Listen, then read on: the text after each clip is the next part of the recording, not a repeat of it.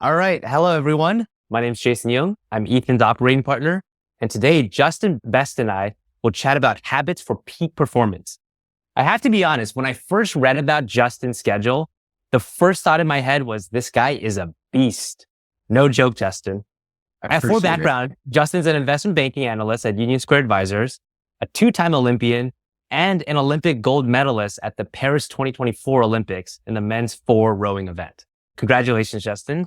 Let's dive right into it. Okay, habits for peak performance. When you are in the midst of training while working your job, take us through your schedule. So typically I'll wake up 5:30, 5:40, if I hit the buzzer, 5:50. In my house, I live not too far from the boathouse. So it's like a quick bike/drive over there. I'm warming up, getting ready to go around 6:15 in the morning. We're on the water, 6:20, 6:25. From that time until about 8:45, I'd say we're on the water training, doing some form of cardio, like session, whether that's intervals or like long steady state, kind of break it up. And then back to the boathouse, I shower up, I walk over to the BART station, take the BART into the Embarcadero Center, and at work at my desk, I think around like 9:30, typically, unless BART's running behind for some reason. And then from 9:30 to about 5:30, I'm, doing deal support, execution, couple of different mandates, whatever I'm like working on at the office, making sure that things are running smoothly until about like 5:30. And then I take the BART back to the boathouse and then hit the second session. So the second sessions will typically be weights, and like the indoor rowing machine. So we'll typically row only one day a week on the weekdays, maybe twice a day on the weekends. But yeah, hit that session. That's usually hour and a half the longer ones in the afternoon are 2 hours, but back home around, call it like 8-ish, try and cram a bunch of food in. And if there's any other work that I have to do, make sure that that's done. But if it's a relatively light day, try to be in bed by 10. But, if I still have some deliverables to do, I'll clack away at my homework setup until like 11 and then run it again. Okay, so let's see. You wake up, let's call it 5:30 a.m. Let's say you go to bed at 11. That's what, 6.5 hours of sleep? I'm someone who needs a good 7.5, 8. How do you operate on 6.5 hours? Is it natural to you or did you have to develop it? I think there's probably some genetic component to it where and I've noticed this with my mom is, she can kind of do 3 hours and just be fine. She'll maybe be like a little like, oh, I'm a little tired, but I've seen it happen before. So there could be genetics to it, but it's the second part is, it takes habit forming and time. I was like a high school kid, I love my sleep as well. But when you have priorities and you have goals, you start to work towards finding ways to make it work. And I will say caffeine, it really, really helps. I already mentioned the coffee, but keeping, I don't know, like 200-ish milligrams every few hours or so in whatever I'm drinking kind of keeps the engines moving along. Oh, interesting. On the caffeine intake, is there a cutoff time? Yeah, I try not to do it past 3 p.m. for me because, I can still fall asleep if I'm a little bit caffeinated, but I've noticed the quality of the sleep disappears. Because that's another thing too, is like if you're getting into bed and you're still really riled up, you're not getting as high quality sleep, which doesn't matter the timing, right? If you're not going into that deep sleep and hitting all the cycles, you wake up not feeling refreshed. So 8 hours of really terrible sleep is just as, pretty much par as 5 hours of really solid sleep. And that's a trade-off that you learn. Do you have any tips to get a good deep sleep? It's, you hear a lot in the news about the importance of sleep, but most people don't do it well.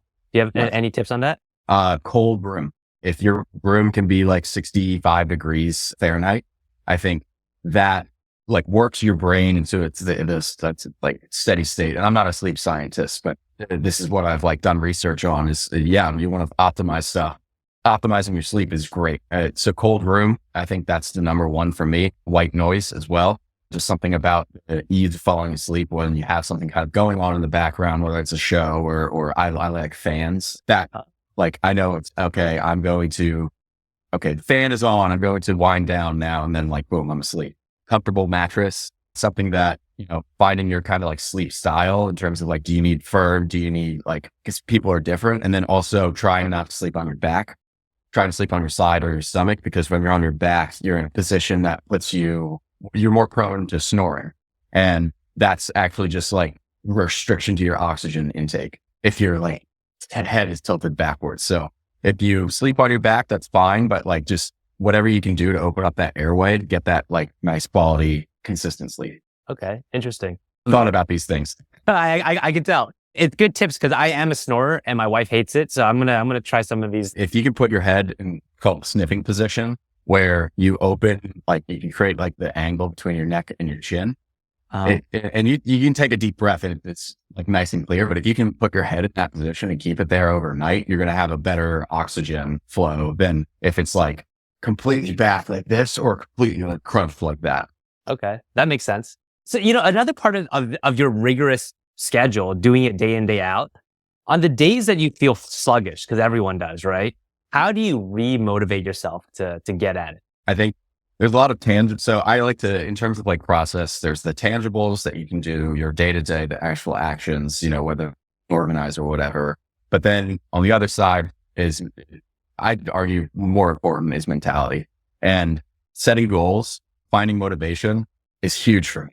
It's what keeps me driving forward. I'd say in terms of like the tough days, I have a recording of our Tokyo performance where we got fourth by 1 second. And I have that on my phone and on my laptop. And yeah, I've had those gut check moments where I'm like, I'm tired, like it's pouring rain outside. Like I really don't want to go to the boathouse. And then I go and watch that, last like 3 minutes, knowing that I don't close and I don't get the medal. And all of a sudden that motivation's right back because you're like, I never want to feel that way ever again in my life. So having that experience for me is something that I leverage. But then as well as that as motivation, I like to visualize a lot of things of like, okay, where do I see myself in 10 years, and putting myself in my shoes 10 years from now and realizing, on the other end of things, like, where can I be? I did that when I was like 17 and now I'm living my dream.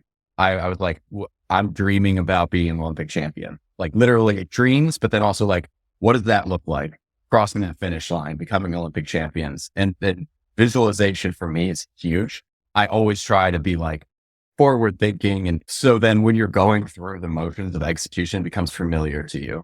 So yeah, finding those things that motivate you, it's so critical to have that mindset and keep that mindset of like, I can move forward. I can push for my next goal and find whatever motivates you. I'd argue more important than the day to day, like actual, the rest you can figure out later. If you don't have that baseline hunger, like that's where I see, differences in my teammates and coworkers is that you can tell when someone's got a drive and really pushes themselves forward. I love that mindset. And the whole piece of re-listening to the video recording or the visualization, where did you learn that? Was it a coach, peer, yourself, YouTube? YouTube. I grew up, I think I watched my first YouTube video back in like 2000. And then seeing kind of like what the content out there are so many incredible people on this planet that have incredible stories, whether that's in sport or science or business. And, I get fired up seeing people coming up from like nothing or going against all odds, or everyone saying, hey, don't do that. Go do something that's like normal and, go work the 9 to 5 or whatever. But then seeing their stories is, I find incredibly motivating. Like watching them, hey, like I took a chance on starting this business and failed, right? Or whatever. But then seeing like how they've scaled it and the ups and downs and like, following some of the biggest moguls right now, like you guys work for Amazon, like Jeff Bezos' story is very, very cool. He could have stayed at that hedge fund and gotten paid very, very well. And, probably made, multi-million dollars there, but he had a vision and he's like, I see something and this is how I'm going to go facilitate that selling books online. And now it's truly groundbreaking. Like things like that get me fired up and about what I like to do. Right. So combining that motivation with like the passions, I think you're unstoppable. If you can find what you do that's a passion, like you can go wherever you want. And rowing was that for me. What age did you start rowing? I was 14. I had gotten a concussion in football and I was trying out some other sports. And I was like, yeah, I don't really like cross country. Lacrosse was fine, but the Social Network came out and my parents watched it one summer. And the actor who portrays the Winklevoss twins, who I'm sure if you know, the Bitcoin billionaires, he had like a big frame. And so my parents, knowing nothing about rowing, they're like, well, Justin kind of has that like stature, like Google rowing camps in the area. And so then we found one in Wilmington, Delaware, and I signed up for like a week-long learn to row camp, and I saw photos from it. I'm just like this little pipsqueak. I hadn't hit a growth spurt yet. I was like, this is my sport. This is so fun. I get to go to new places, try new things. And I didn't really get like serious about it until I was like sophomore year when I went to my first national championships.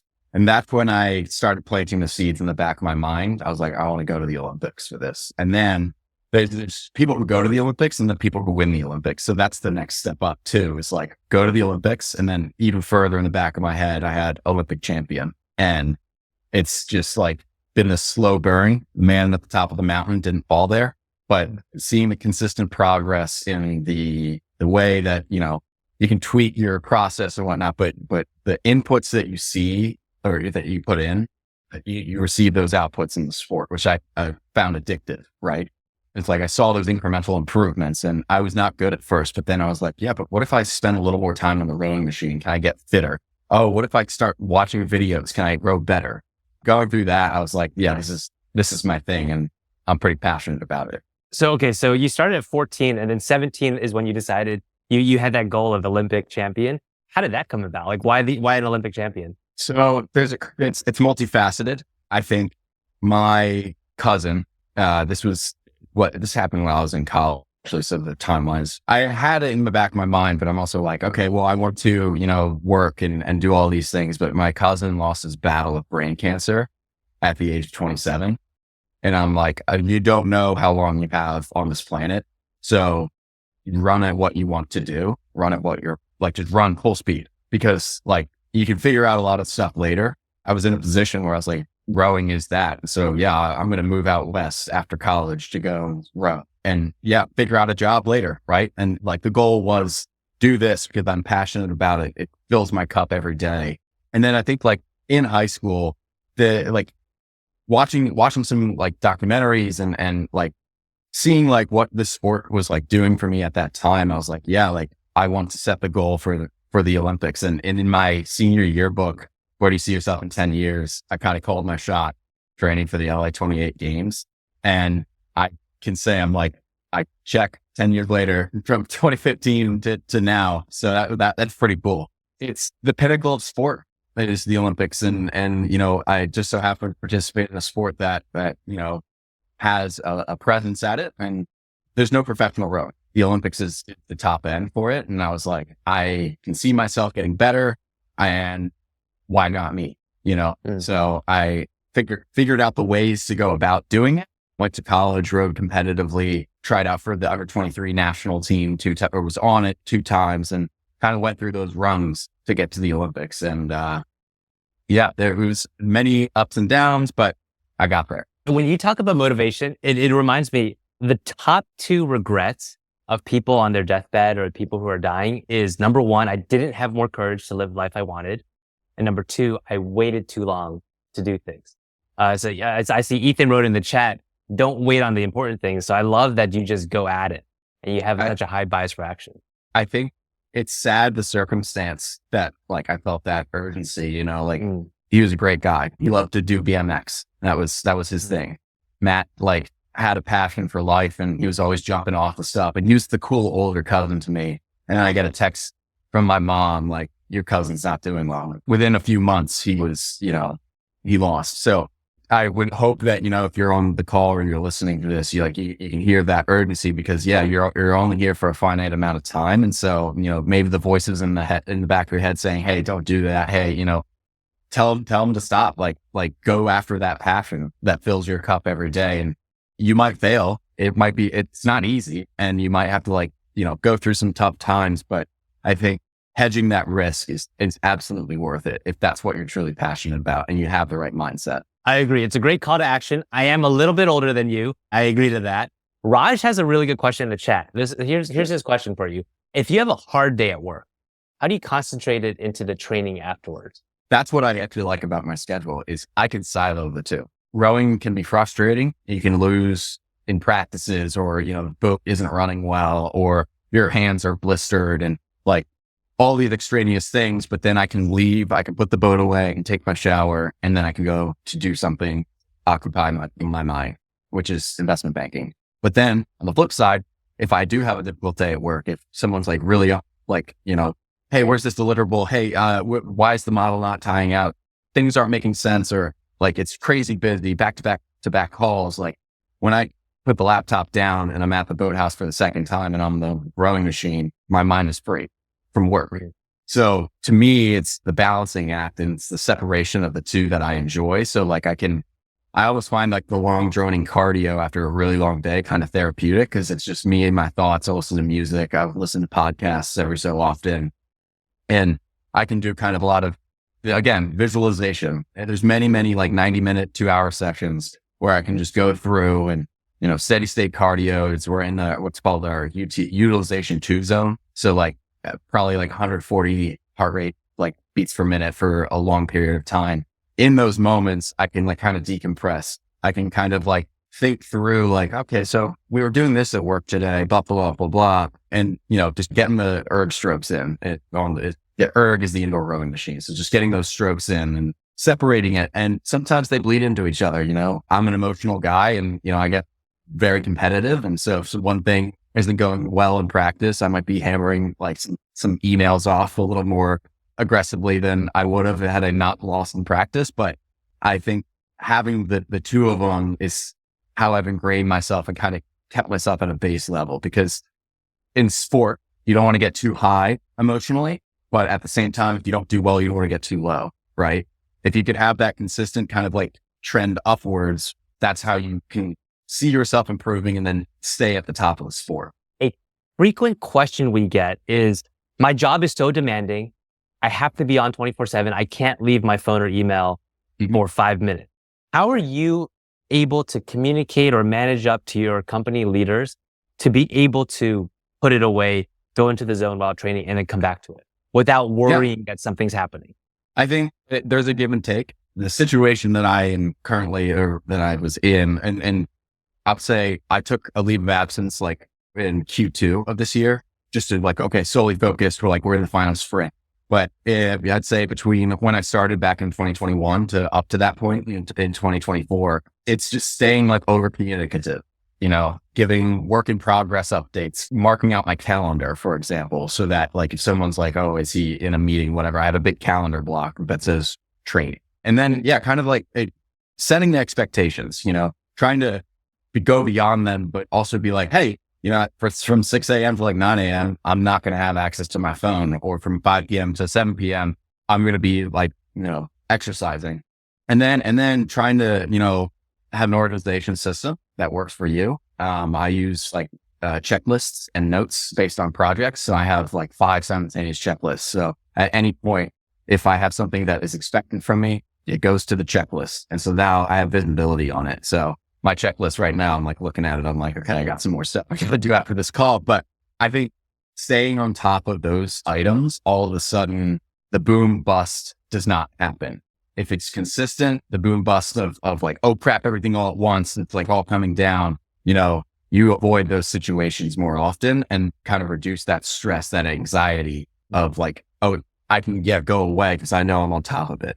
What's interesting is a lot of people have checklists, but the procrastination or, I'll do it later, or let me check some easy emails, like dopamine hits, get in the way. How do you combat that? I think for me, I've developed like a strong enough like ability to kind of say, I need to be locked in. Don't get me wrong, I check my phone and whatnot every so often, but I prioritize within the checklist. I have the immediate, the medium, and then the long term. And if there's something in the immediate, it doesn't matter what I'm doing. I'm working towards getting those checked off. Whereas like the medium and the like long term, okay, I could medium maybe a day, 2 days from now, and the long term, a week to 2 weeks.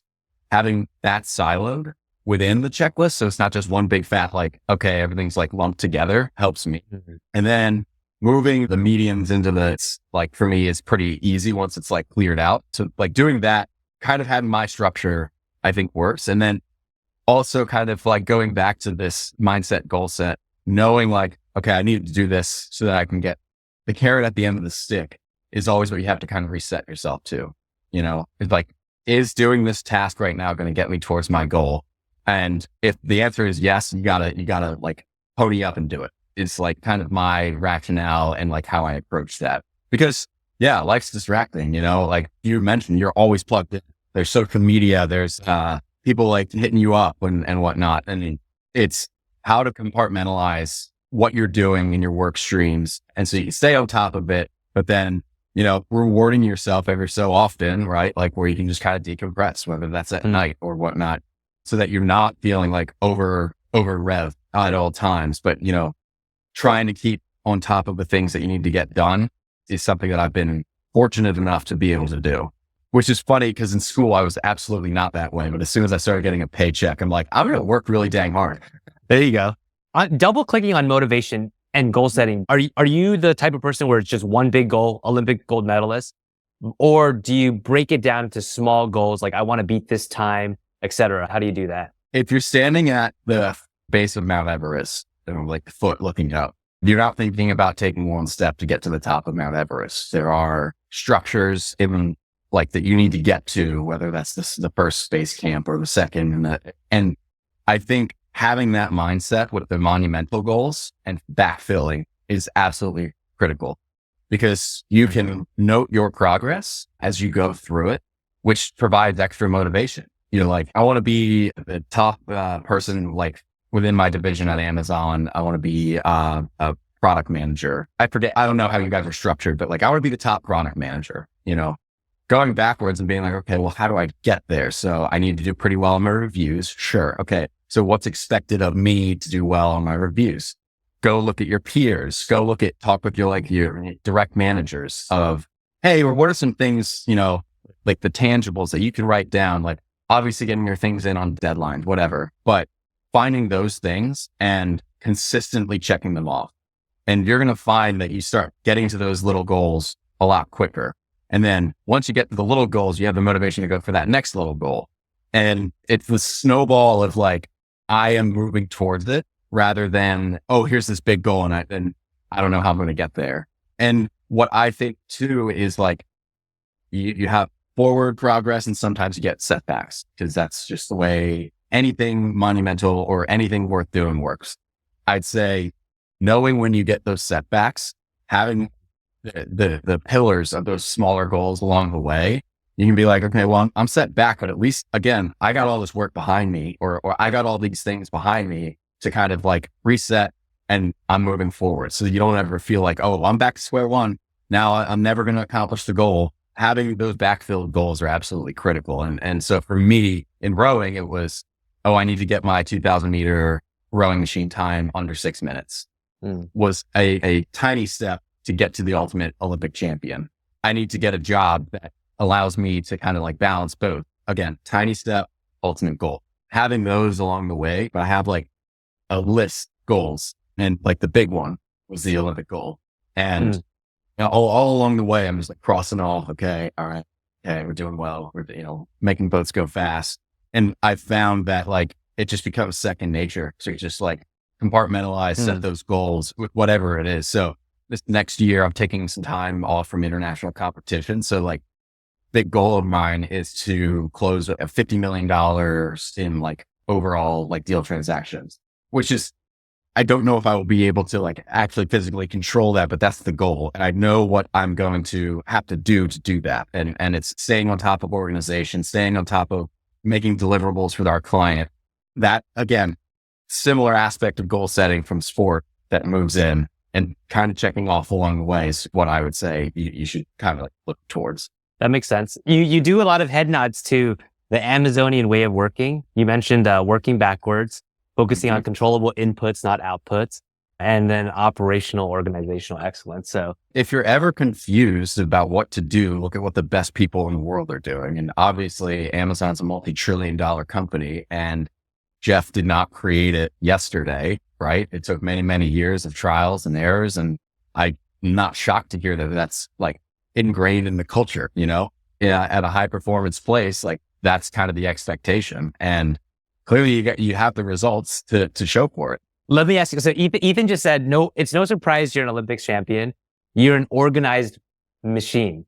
Other Olympic champions that are they similar to you in this regard? Or is it, everyone's different? I would say there are a lot more similarities than differences. I think people approach goal setting, it is not a one size fits all. I've found something that works for me, but I think the innate drive of most Olympic champions, it's without question. It's like, you can see it from everything. They're super competitive, like playing the board games with some of my like teammates is kind of like stressing because we're all so hyper competitive. And it's like, we were just hyper competitive on the water. Can we not like for a second, just like this is a fun game. We should not be like yelling at each other over, what is that? It's not Kanban, it's shoot. It's like you like guess cards and there's like a fuse and it's an interactive game. I'm totally drawing a blank on it, but I remember guys, they lost because one guy made like a bad hit. He gave a bad hit and they were like, what the heck, man? Like, so yeah, that innate drive is in all of us. And I think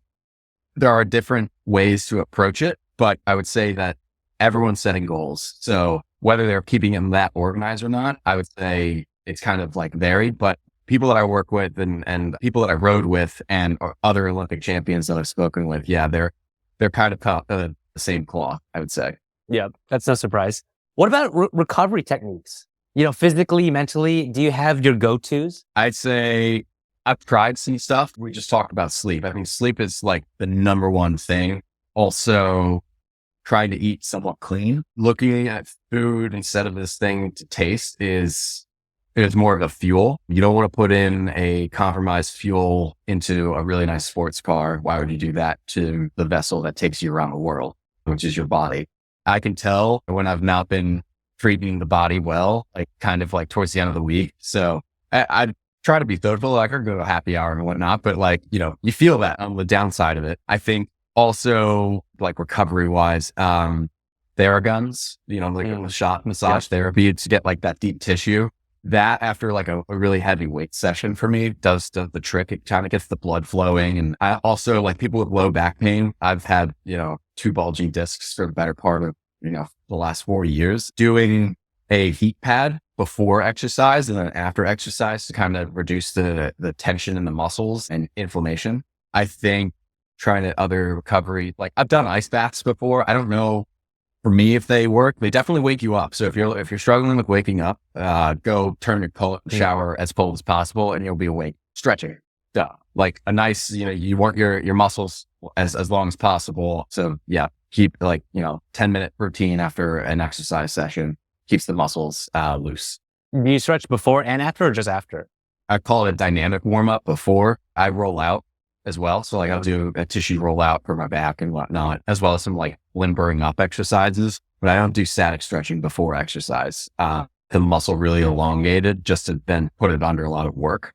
If you are elongating the muscle, at least this is how this was described to me. And, I feel good when I do it. So I'm not a sports scientist, but essentially like after you work the muscle, after you work the cardio system, like elongating it and kind of letting it relax is the theory behind stretching after exercise. Ashish, you have your hand up. Go ahead and ask your question. Thank you, Jason. First of all, I want to congratulate you. And on behalf of all the Indian parents, just want to say that they would be truly proud to have a kid like you, just exceptionally good in what you're doing at your daily work job and really doing amazing work in the sports as well. Right now, our question is, so since you're practicing for like 4 to 6 hours a day and probably your competitors are taking maybe, 8 to 10 hours, maybe even more than that. So did you ever feel that you had to put more work in, probably quit your day job and just go all in towards that? And if maybe you wouldn't have won this gold medal in this Olympics, would you have considered that I need to, put in maybe 10 to 12 hours every day, and which would probably mean quitting my day job? That's a dialogue that I've had a lot. And that's something that we deal with in the United States. And so the reason that I do work in addition to rowing is I don't have any sponsorships. I'm not signing an athletic contract. You don't see me up on billboards because it's not a revenue generating sport. And I totally understood that when I went into it. I love the sport regardless of if there's money in it or not. But yeah, I've definitely had that dialogue. It's the guys that I was competing against are full-time athletes. Their governments subsidize them. The United States does not use any taxpayer money, which I think in, all fairness, that's completely fine. But we are not subsidized by the government. We get a small stipend from the United States Olympic Committee, which is a nonprofit organization that kind of oversees all of the sports. So yeah, I've had that conversation, but you also have to kind of take a pragmatic approach to it where the 8 to 10 hour training days, the body can only take so much. We're already pushing our limits. So if you are training for 8 hours a day, you run into a lot of injury risk. So you have to play that perfect balancing. And what I say to other people is like, we really threaded the needle in terms of like our performance. So all four of us worked. The one guy he was in private equity. Another guy works at Peloton in their supply chain operations. And then the other guy worked in cybersecurity. So we were all very much amateurs, and, we did it because we needed the revenue so that we could live. Like, we were eating upwards of 6,000 calories a day. We need income so that we can go to Costco and load up on all of the bulk items. So yeah, like that did cross my mind. And, after Tokyo, I kind of had that question of like, okay, I was working, like, did that compromise my performance?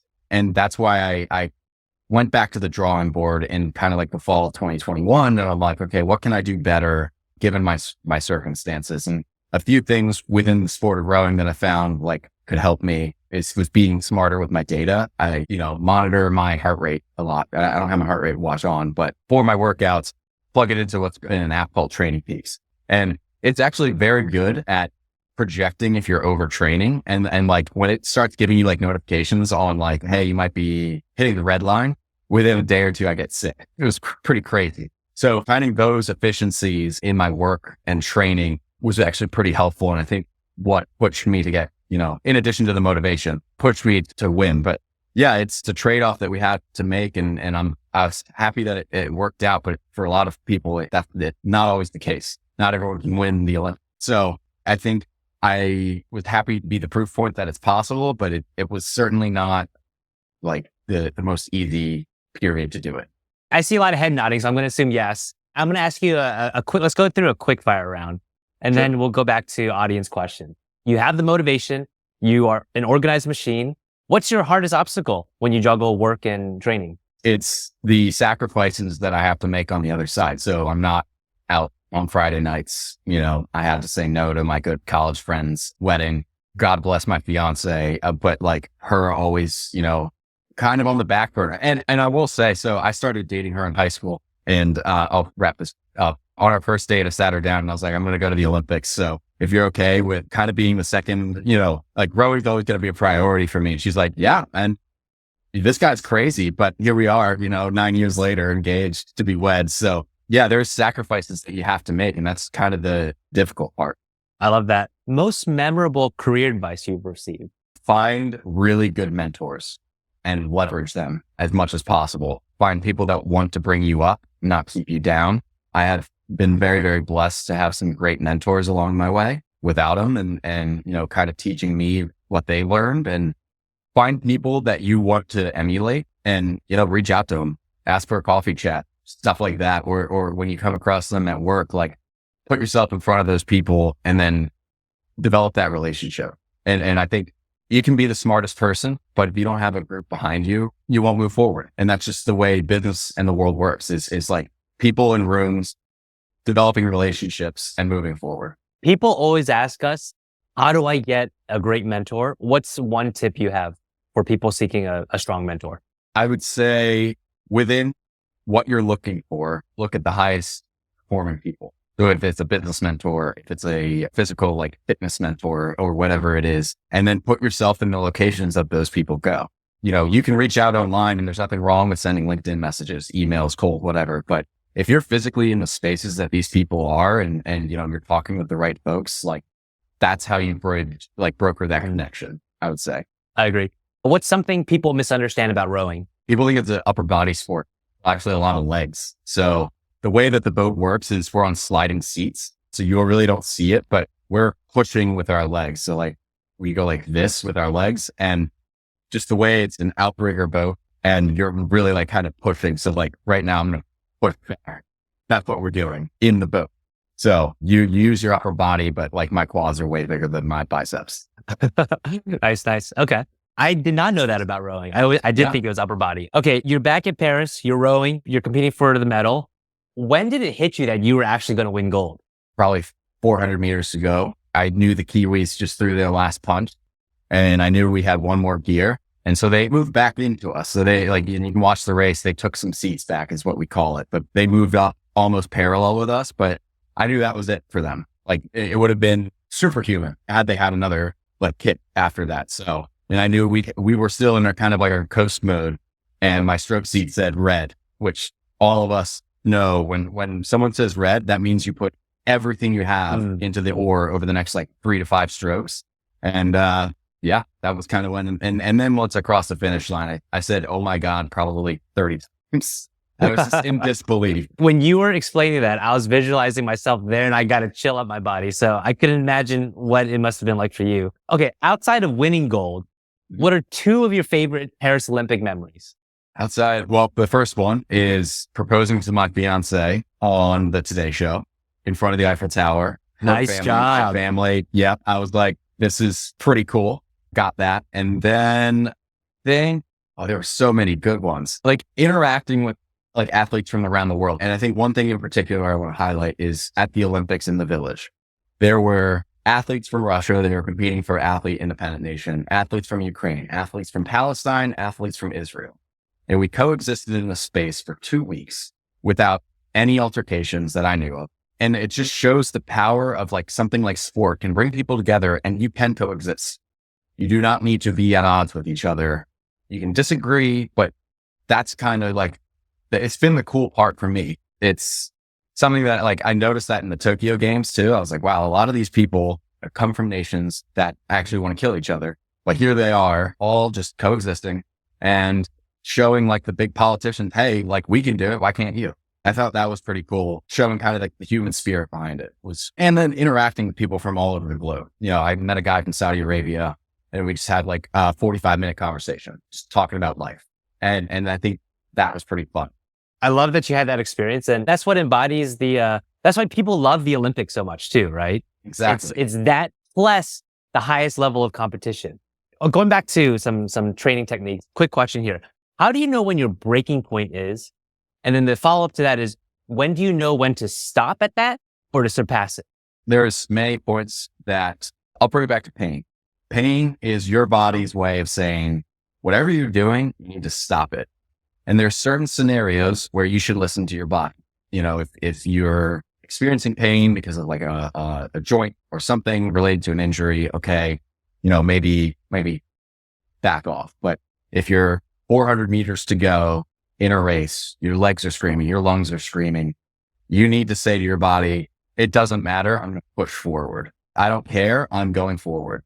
And finding those appropriate spots outside of sport is pretty like good. Cause like you can't just be a one person machine, always moving, always momentum, always like going forward. That's just not how people work. We're not robots, but finding ways of like, okay, over this next period, I might have to work my ass off, pardon my curse, but I'm going to put forward and kind of like, yes, this is not a good period, but I am going to move forward, and finding those and really, really target it, you're going to be better off for it. So, and for me, it was many, many years of kind of like, oh, I pushed too hard and I have a rib stress fracture, or, oh, I went way too hard and now I'm super tired. And like, maybe I didn't do so well on a test because I was like doing a ton of rowing, and it's a trial and error. And I'm still trying to improve upon it, like myself of kind of understanding where my limit is versus like what's expected of me versus like, what can I do? So yeah, it's this imperfect system, but like, fundamentally knowing like, okay, there are points where I need to push past when my body says no.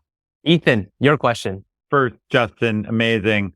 It's actually an echo of what Anand put in the chat. I'm curious, having known some other Olympians and read about them, they can have the problem of when they hit their lifetime goal, there's been a like, well, now what? So there isn't any, okay, certainly it sounds like you intend to medal again, but there isn't any higher than gold. How has that affected you to be so young and be like, oh, okay, done my thing? Did that hit you? Because I know some Olympians really struggle with that. Definitely a conversation that I know has happened. And that's kind of why I wanted to find a place that, or a career that I could do where I could still channel some of that in. And, you know, banking was pretty appealing for me. And it's just sliding over a set of goals. It might not be, you know, competing for the Olympics every single day, but It's trying to find the fulfillment of going about the process, going through and seeing the improvements again. I think that's been pretty helpful for me, just like kind of getting back to work so that there wasn't this like lull of, oh, well, now what? Because that's definitely a thing. And I've spoken with other Olympians before who, that's exactly what they mentioned. They're like, okay, well, 2 to 3 months after, like, I kind of feel just like empty. It's like, now for me, I'm like, I want to hit the ground running with something and go for that next big thing. And it might not be Olympic gold, but it might be, landing a really cool investing role at a private equity firm, or try and find something or on the more operational side, like a startup needs a CFO or something like that. Like finding those things I think can be just as fulfilling as winning the Olympic gold, or raising a family. That's definitely on the roadmap for me. Those things excite me. And in just the same way that winning an Olympic gold does, it's system process and goal driven and kind of like going through it. So Jason, I can't help but ask my classic Ethan follow-up. Have you thought yet about what gives your life meaning? In other words, I'm all about career. I'm a career coach. That's what Jason and I do. But I'm curious, when you look back on your very successful life, which is already very successful and clearly will be more successful, what do you think about will be the source of meaning for you? I think having had, again, going back to my cousin losing his life early, it was so real of being like, okay, I know we don't have this time. So that in combination with like pursuing what makes me happy and the relationships that I've built along the way. So it's some like form of that, of like, yes, it gives life meaning. It gives me reason to wake up. It gives me, fulfillment when I get to look back with my friends and be like, hey, look at how far we came. And it's hard work too. That makes all of those things that much easier is what I've found. I've never found something that's been extremely easy that just feels so gratifying. It's kind of like pushing the envelope of, all right, what's next? Right. And like, I want to run at what I want to do with full speed and no regards. And that's what I plan on doing with, whatever the next stage is for me. I don't think you need to be an Olympic champion to be fulfilled, and be like, find what your Olympic champion is, whether that is pursuing a medical degree or doing business coaching or whatever it is, like what gets you fired up, what gets you excited, and then doing the work to be successful at it. That's where all these people who, I will also say, I don't know if you can tell, I'm naturally optimistic. I'm always like, okay, yeah, the glass is half full, and now how do I get it to like 3/4 full? I'm always thinking like that way. So reframing mindsets too, I think is extremely important. And you can start finding more happiness out of the things that you're doing. I appreciate you sharing that. And at least for me, the takeaway quote will be, find your Olympic champion. Like find what that means for you. Exactly. I've done that, and that's what I try and help people do. And I'm glad you found it. Yeah. I will say I'm really, really lucky that I found the sport at the age that I did. You can find that for yourself at any age, right? It's like my brother, I looked up to him for many years. He became an author. So like he sat down, he's like, I enjoy writing, and I want to write. So he works at a chemical company, but on the side, he gets fulfillment out of writing books, fantasy novels, and like finding plots. It's so great to hear him talk about it, but that's his Olympic champion. It doesn't have to be like from day one, I need to be successful. It's wherever along the way we find it. I could tell Ethan's reflecting on it, and he likes that answer. Justin, let's see. Okay, Jane had a question. Because she had her hand up, let's ask it. Her question is simply, how do you deal with stress? When you are stressful, what do you do?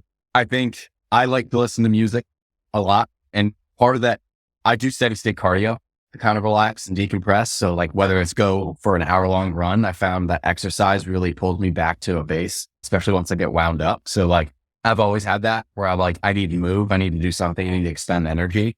I think also like finding like a show that I can really get into and kind of like remove myself from the day to day. I like that. So for example, there's a show called Dark, which is about time travel. It's on Netflix. It's German. I love sitting and watching it. And I find like, I just get so involved with the plot of the characters that I don't even think about anything that was stressing me that day. I found that works for me. And then I've done some like, breathing exercises. It's pretty easy to get wound up. And if you can just go in for 5 to 6, out over 10, do that 3 or 4 times, you can kind of do a human manual reset. I agree. I do a 12-minute breath work every morning, and it's a good reset after a workout. I'm going to wrap it up soon because Justin, you're a busy guy. Deepak, I'll let you go ahead and ask your quick live question.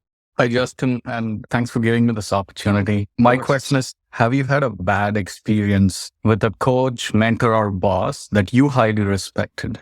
Yeah. And I think working with coaching relationships, so your boss is your coach, is how that actually works, is like they have expectations and your coach in sport is your coach. But yeah, I've had some interactions with coaches that, I fundamentally disagree.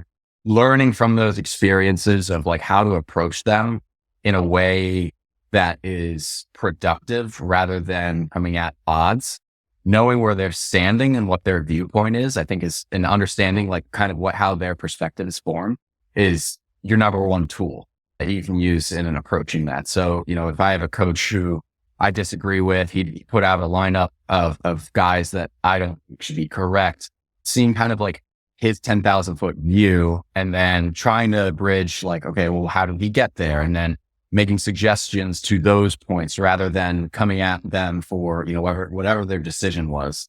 I think that's been, and again, one of those other things that I'm still trying to work on is that interaction with like, your bosses and there are appropriate ways to go about addressing difficulties and differences, but it is critical skill at least in sport is to really try and understand what they're coming at with, and then, being accommodating, but then also pushing back in the important part, like things. It's a give and take. So yeah, I've had plenty of difficulties, but that was my approach at least to kind of addressing them.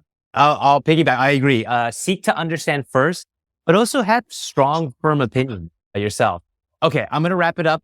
Justin, just some takeaways from me. Having personally known a few athletes and non-athletes and some coaches of athletes, you see some of them have where their second act is actually bigger than their first act. I have no doubt that your second act is going to be just as big, probably even bigger than Olympic gold. So I'm excited to see what you do in the future. You said you found motivation and inspiration from other people. I think this talk and your story and you being an outstanding Team USA and Olympic ambassador will motivate many future generations to come. So thank you for that. And my last question for you then is, for the people on this call and for the people watching the video recording in the future, is there anything we could do to help you? I would like to say no, because I think like just building these communities is what you should do. Being a part of these calls and chats. I'm on LinkedIn. I'm on social media. Give me a follow. I don't know like what's like absolutely next. I do want to work my job and whatnot, but I'd say, connect with me on LinkedIn and send me I'm kind of busy right now, but like I hope to at some point, like things kind of like come off. And then if you have like disposable income, making a donation to US Rowing, like I kind of mentioned, there's, venues that they can like, underwrite some travel costs and whatnot. That would make an impact on the next generation of oarsmen and oarswomen.